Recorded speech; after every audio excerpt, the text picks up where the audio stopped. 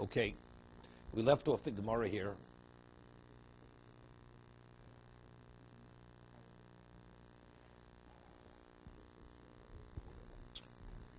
Abaye is bringing a proof that an Eid Echad, that a single witness has credibility even outside of Isser, even to establish the status of a person,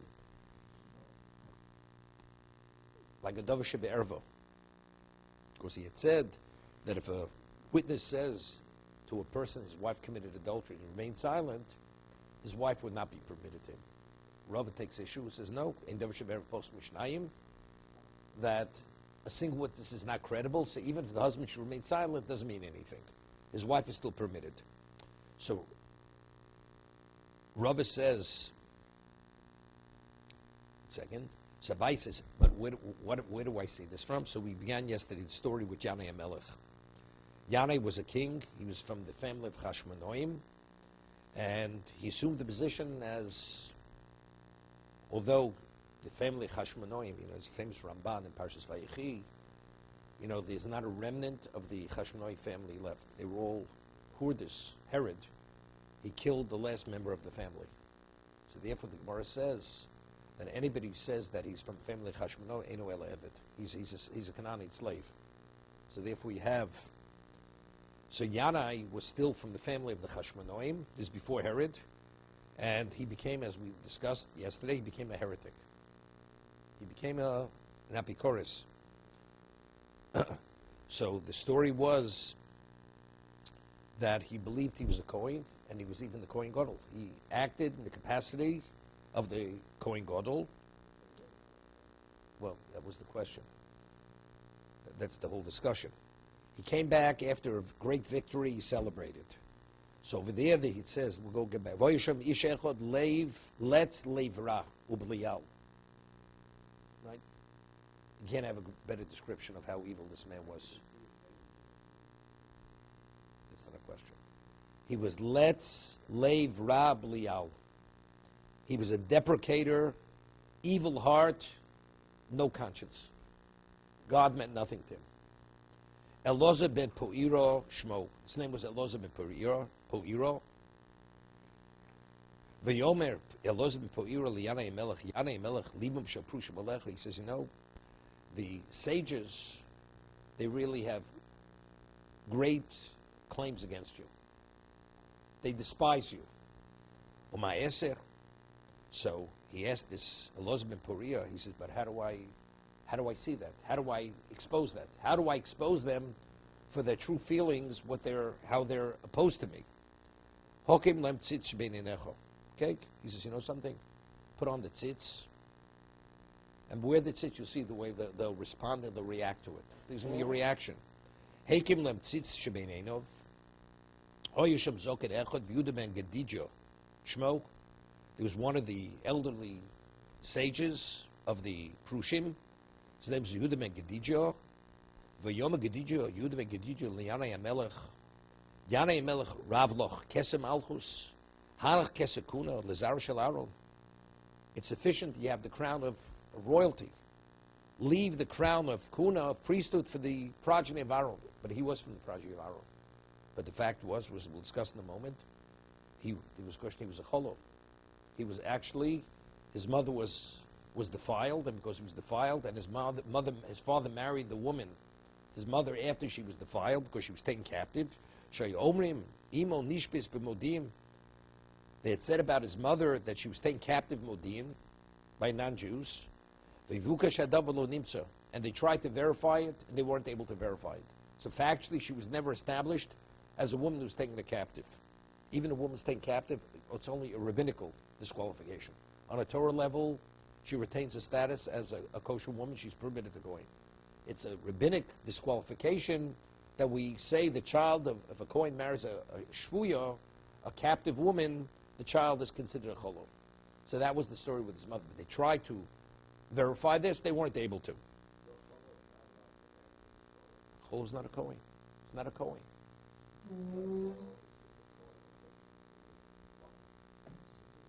A man is married to a gerusha, to a divorcee. His son does not get the aliyah, Kohen and shul. When it comes to Birchos Kohanim, his son does not go up to Duchen. He's not a Kohen. This Cholol, he could officiate in a conservative temple and go to a cemetery. Okay? No problem.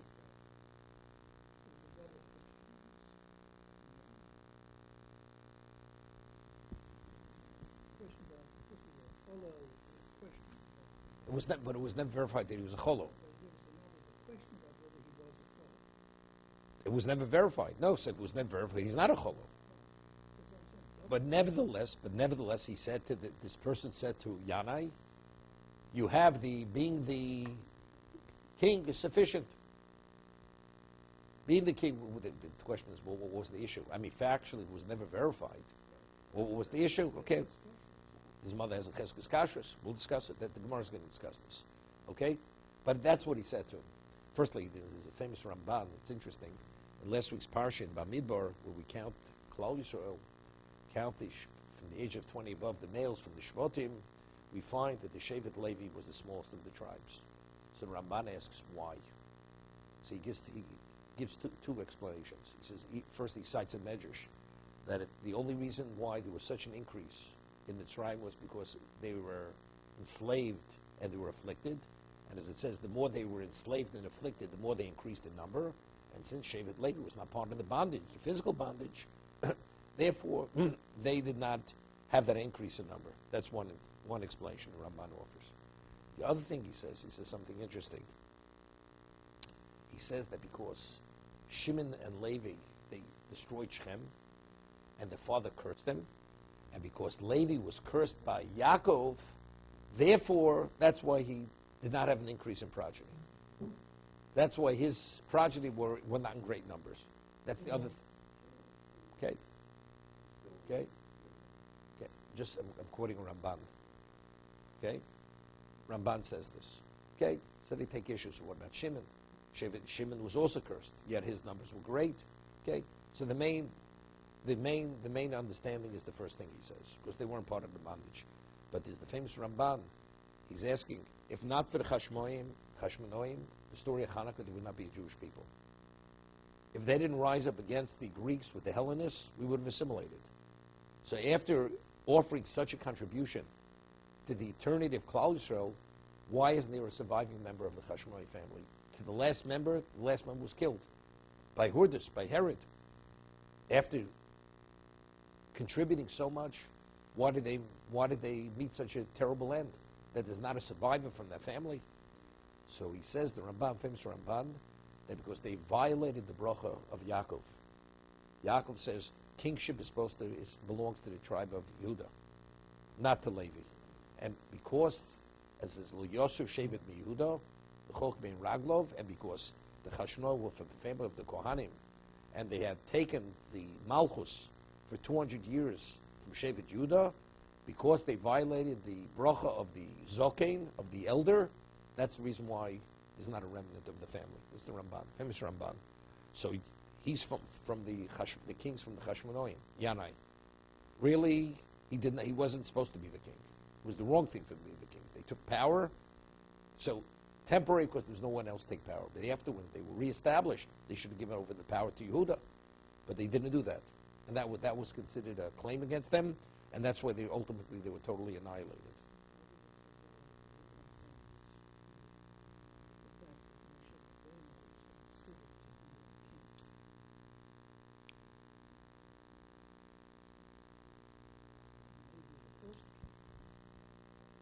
I'll ask you a better question. What about Shaul? No. Once in the no, that doesn't know. That was in the Midbar. The desert. Once we came to Eretz Yisrael, we had to establish. We find that even in terms of the portions of the land was conquest, dividing the land. That's when we took on the infrastructure of a Jewish people in its fullest sense. And we needed a king. The Gemara says that when was the obligation to appoint the king? Only once we came to Eretz Yisrael. Right? It's som tosem alecho melech.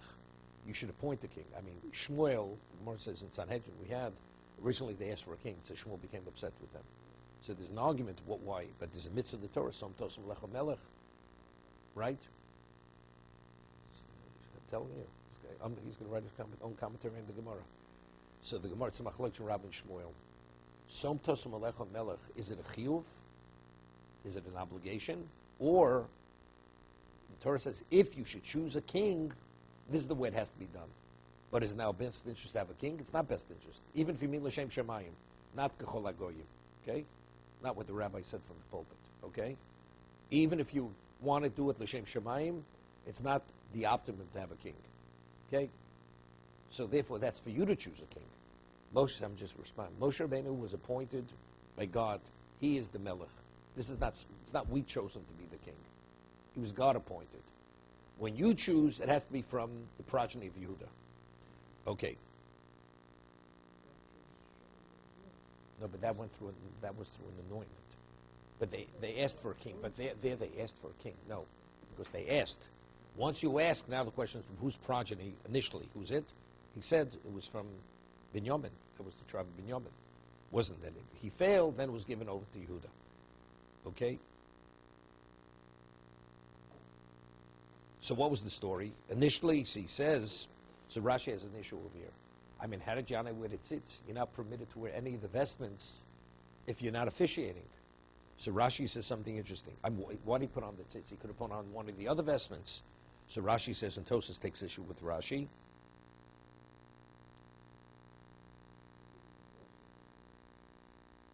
I mean, he wasn't a Russia yet. Yanni was not a Russia. He was a Russia, but he advised him, put on the tzitz.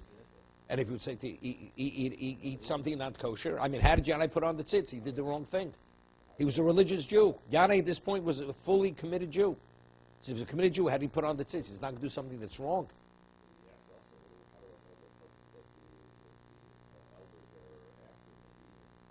No, this person is bringing up a point. He says the elders, they're two-faced. They're two-faced. He didn't see them as being two-faced. He says, could you prove it to me? How could I expose them to two-faced? He says, do this and you'll see. Put on the tzitz. He'll tell them what? Go eat ham, see how they'll react to it. You're not permitted. I mean, how did he put on the tzitz? That's Rashi's issue over here. So Rashi says, Hakim lo tzitz beininecho, tein tzitz hakodesh al mitzcho, v'yamdu al ragleim, lefisha Hashem kosa bovheim, yigalu es libam. They're going to have to stand, and at that point, they'll reveal their true feelings in their hearts. Va'aval gavad lavshas avoda. Although it wasn't time of officiating, how was the Kohen? How is he permitted to wear the tzitz?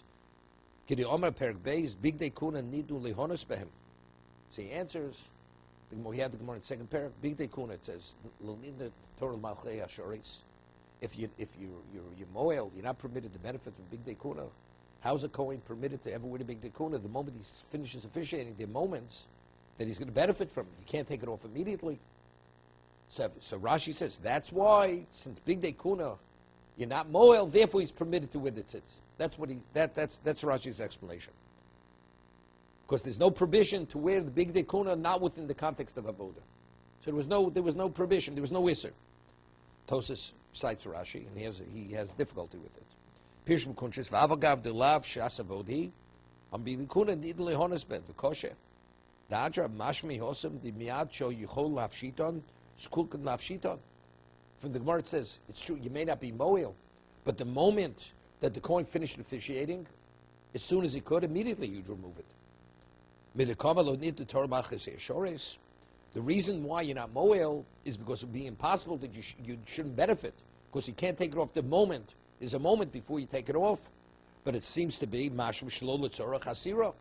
But if you're wearing them not within the context of avoda, you're not permitted. So if that's the case, how did Yana at this point, how did he put on the tzitz? How did he agree to his suggestion, put on the tzitz? The dafka tzitz. It was only this particular vestment he put on, not the other clothing. It says regarding the tzitz should always be on his forehead continuously. Meaning that it indicates whether it's a time you're officiating or not. From that, he understood, even when you're not officiating, you're permitted to wear this particular vestment, not the others. But the other vestments, lo. Since he was a Kohen, he was permitted to wear it. He assumed the position of Kohen Gadol. He was the Kohen Gadol. Okay? When we learn Maseches Yuma, we'll discuss it. So the Gemara asks, what about when you go to the bathroom? What about when you sleep? Does he wear the tzitz? Okay? We just had a coin just walked in. We discussed it with him. He'll fill you in on this. Okay?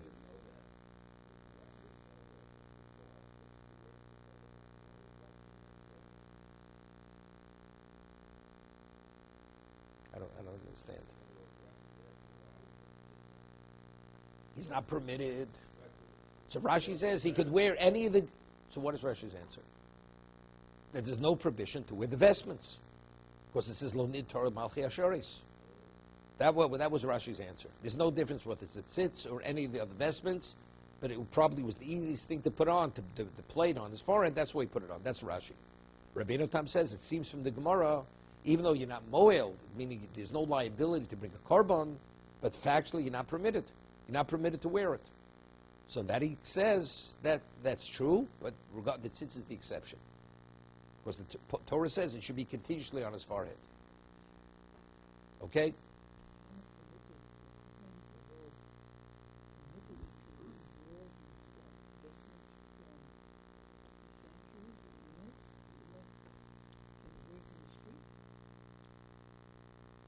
We find that Gemara tells the story of Shimon HaTzadik with Alexander the Great. He put on his vestments, he wore it outside the Beis HaMikdash. He went out to greet him. But over there was a question of Pikuach Nefesh. There was no proof from there. Right? Alexander the Great was going to destroy Yerushalayim. Because the Sadducees had said, he says, do you know what the Jews pray in that structure? They pray for your destruction. Okay? So Shimon HaTzadik understood what was going to happen. So he went out with all the Kohanim, and they were all wearing their vestments to greet him with torches in the night. And when Alexander the Great saw Shimon HaTzadik, he dismounted and he prostrated himself on the ground before Shimon HaTzadik. And his generals, they were amazed. And this man was a ruthless murderer, and literally. And all of a sudden, he's being humbled before this Jew. So he explained to him that before he'd go to any battle, he would always have a dream, and the man he would see in his dream was this person. And when he saw this person in his dream, that meant definitely victory. So he says, therefore, it is impossible that this man prays my destruction, because he is the basis for all my victories. So all those originally informed on the Prushim with the Tzdukim, he went, he killed them all. Alexander the Great went and he tortured them to death. He killed them all. The informers, because they slandered the Prushim. Okay, so this person who's again speaking negative about the Prushim, he's one of that chevra. This Elozah ben Po'ira. It's interesting, his name Po'ira, Bal Po'or. Like it, he's a defecator. Ben Gedidya. Of what? No, he knew the halacha. But if you're not a Kohen, you're not permitted to wear it. He held he was a cholo.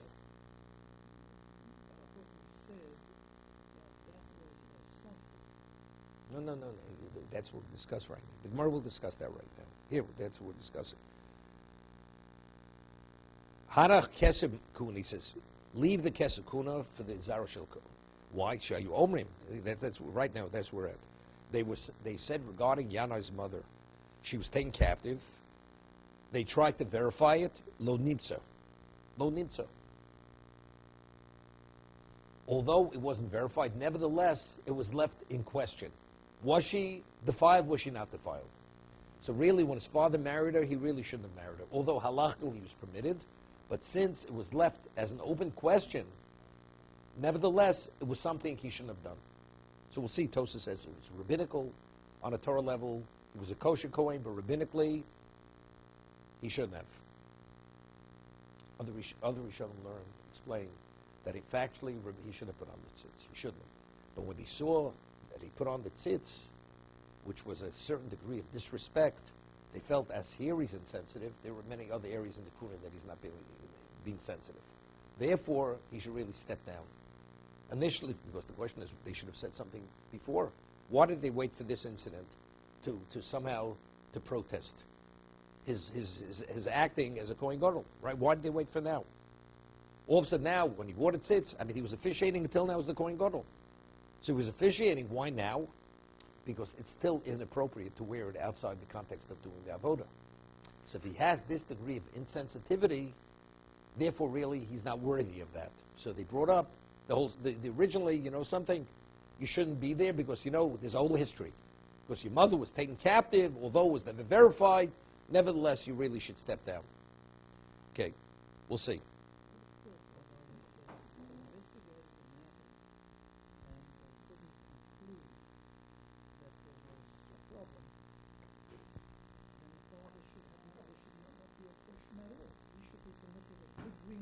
Right. We'll see the Gemara. We'll see the Gemara. We'll see Tosus.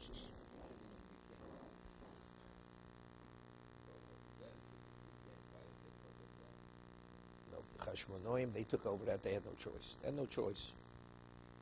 V'yomer los b'pu'ira liyanei hamelech. Yanei hamelech hedjut sheb'Yisrael kach dino, kachu dino. He says, he treat even a commoner this way, with such a level of disrespect. V'ato melech kohen gadol kachu dinoch. I mean, he knew exactly how to say it. He should have said, and you being the king, that's the way you speak, to embarrass a king. But he says, hey, but you're a Kohen Gadol. This is the heart of the issue over here. He knew exactly how to enrage him. So he says, ma'aseh. So he says, so what should I do to them? Imato shomeali Rome saying. He says, if you'd listen to me, just kill them all.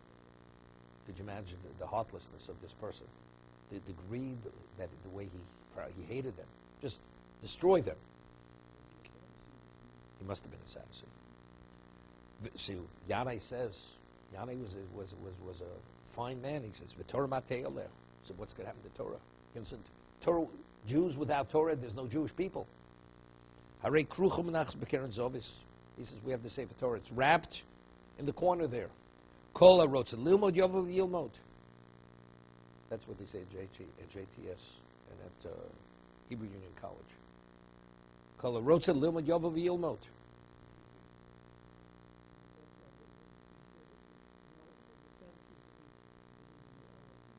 The written. No, there's the written. It's perfect. Correct. So it's fine, but we have the written law. Whatever interpretation you want, you'll interpret it the way you choose to interpret it. But initially, he wasn't a Tzduki. I mean, Yanai was not a Sadducee. He was not. Yeah, this person, definitely. Omer Rav Nachbar Yitzchok miyad nisko b'apikursis. Immediately,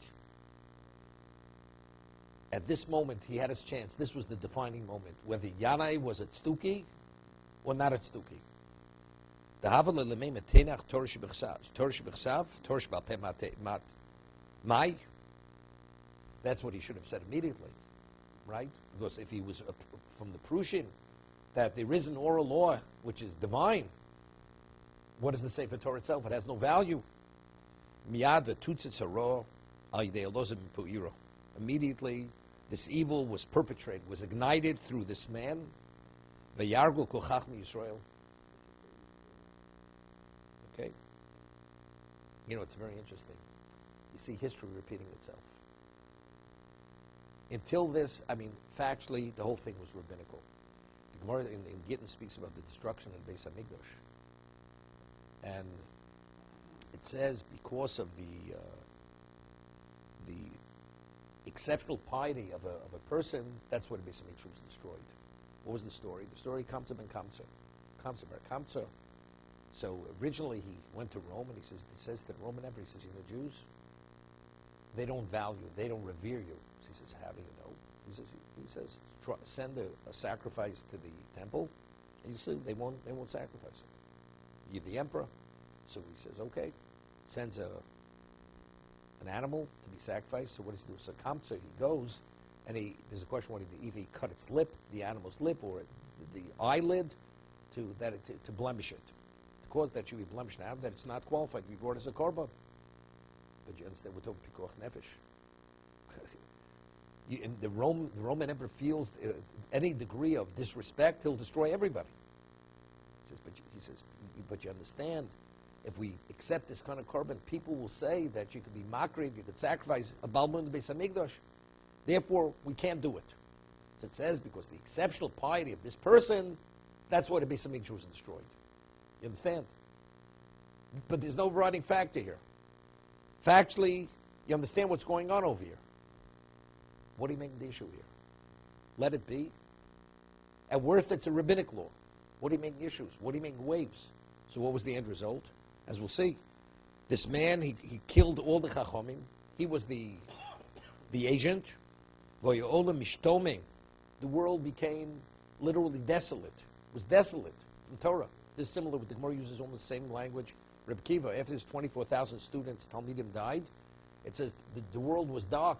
It was desolate. So Shimon Shetach,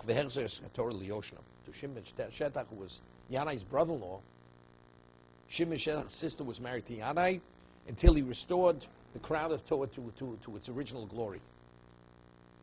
Okay? That's the story. So now the question is, what was the issue with his mother?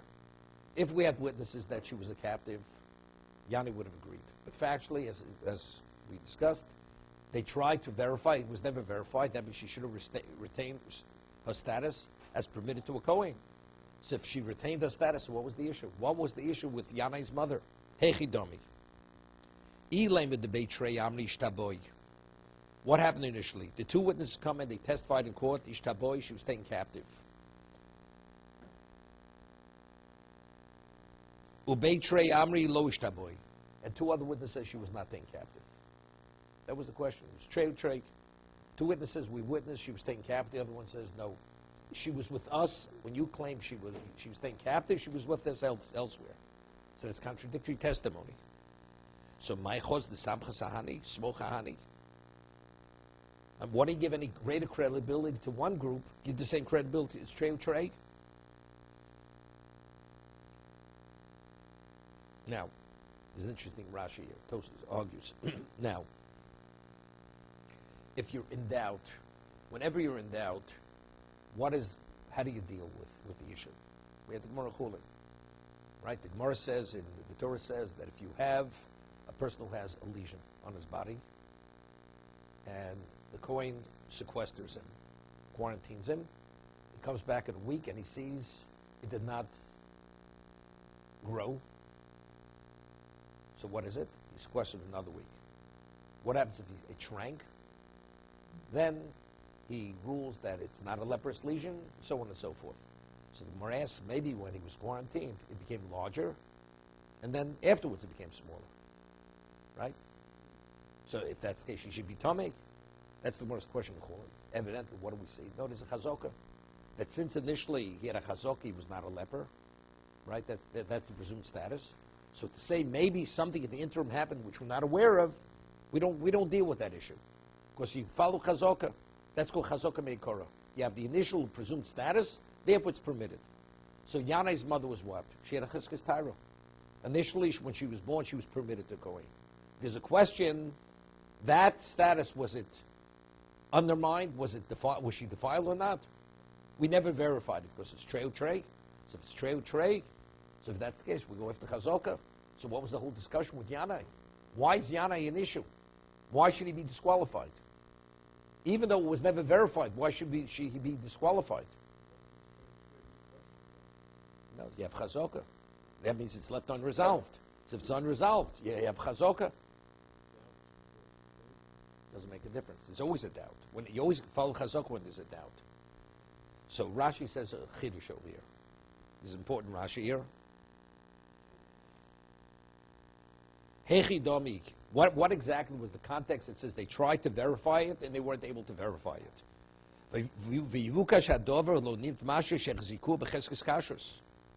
They established her in a context of she was kosher, she was qualified to marry a Kohen.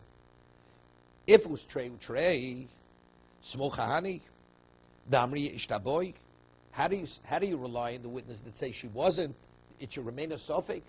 Of course, you have two witnesses who say she was taken captive. This is very important, Rashi. So how could the verse say that they tried to verify it? It couldn't be verified, and therefore she was qualified for a Kohen. V'yamr uki trei labadi trei uki yitzah cheskoso hani mili ihi kamon v'yisabo lebezn latiro avol beno ze anidon elo chazok dekashrei meidim al tchilas leidoso b'psul. Now let's understand. Who has the chazokah? Yanai has no chazokah. Our question is, was Yane's mother, was she qualified to marry a Kohen or not? If she was defiled, she wasn't. And if she was, right, she was defiled, she's not. If she was, then she is. Now, whenever the Torah says follow chazaka, when do you follow chazaka? If the question comes up, now, it's the one who possesses the chazaka.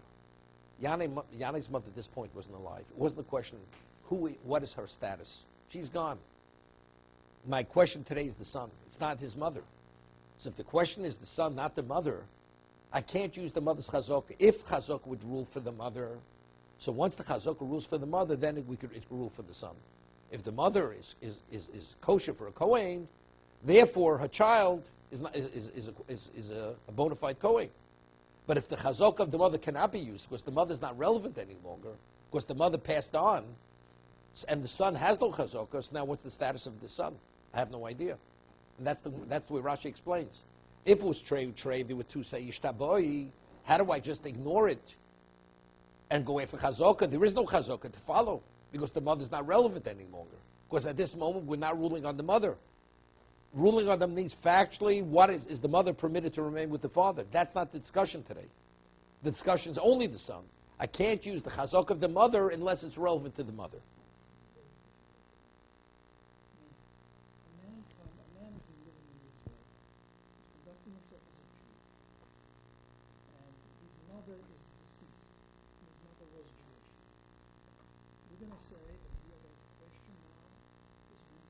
No. Not comparable. Not comparable. Not comparable. No. I have a serious question. I have two witnesses saying factually she was taken captive. By normally, whenever you have a trade, what do I get the chazaka? Because the person has a chazaka. Right? Two witnesses say, I'll give you two witnesses say she was never married. When he threw the money towards her, it never was within her dollar amos. She was never mukudeshes. The other two say it was within her dollar amos. She is mukudeshes. What is a chazaka? She has a cheskes penuya. Her presumed status before he threw the money, she was single. So we say there she retains her single status. But over there, I have serious reason to question, is she married or not married? Because two witnesses are saying the money entered within her domain, within her $4 amos. Here, so there we're talking about the person has a chazaka, but it's the person, and I have serious reason to question, does the chazaka continue or not? Nevertheless, I go after chazaka. I have two witnesses who factually say the mother was taken captive. If she was taken captive, that means what is he? That means he's not a Kohen. The two other witnesses that counter it. But I'm not able, it hasn't been resolved. How do you resolve when you have a trey? You need chazaka. Without chazaka, you can't resolve the question. So Rashi says, since the question is not relevant to the mother any longer, because the mother's not here, and I have two witnesses saying she was taken captive, so I have no basis of resolution. If that's the case, he's a cholo. He's a Sofi Kohen. It's not a question. The mother's deceased, what is he? Presumption he's a Jew. Why should I say he's not a Jew? If two witnesses would say he's not a Jew, you're right, then I have an issue. But that's not the situation. Now the witness. Now we need the psak. We need the psak now. Now we want to use the chazaka of the mother to rule on Yana. It's not, it was ruled then, and it was ruled that she's permitted. If that was the rule, that's hulsak, as we always say. Once it's established, it carries over. So who is he born from? From a kosher woman. Because again, chazaka means it has to be applicable now. I'll give you an example. Okay, there's a case. This famous, the Gemara number base discussed it. We had the Gemara years ago. We discussed it in a number of locations. A person goes to the mikveh, believing the mikveh has 40 so. He believes that has 40 so, and he immerses himself, and now he touches vessels that were Torah. He touches Tyrus. Now we measure the mikveh. We find the mikveh is what? Is lacking in water. It's less than Arboim so. So now I have a serious question. When originally he was Tovel, as the mikveh is now less than the minimum amount, maybe then it was. No, so if you have a chazaka dash and chazaka mekar, if I have a present chazaka and I have initial chazaka, the original chazaka is stronger than the present, right? Nobody argues. But over here, I have something interplaying here. I have the chazaka of the person. The person has a cheskes tumah. Just as the mikveh originally had a chazaka that originally it had 40 saw, the person had a chazaka that originally was tummy. So if that's the case, so what do I have? I have 2 to 1. Presently, the mikveh is deficient. Initially, I have a chazaka on the mikveh that it was a shlema. It was a complete mikveh. But I also have a chazaka meikara that what? That he was tummy. So therefore, I have 2 to 1. But let's say chazaka would have ruled initially. Chazaka would have ruled the mikveh is 100% kosher, right? So and when he went to the mikveh, but when does chazaka rule? That's only if the question is a question. If there's a question and the chazaka rules, and then you go to the mikveh, then we say the mikveh is a kosher mikveh. But let's say there was never even to question it. That's not chazaka. That's not called chazaka's ruling. We'll continue tomorrow. Kaddish.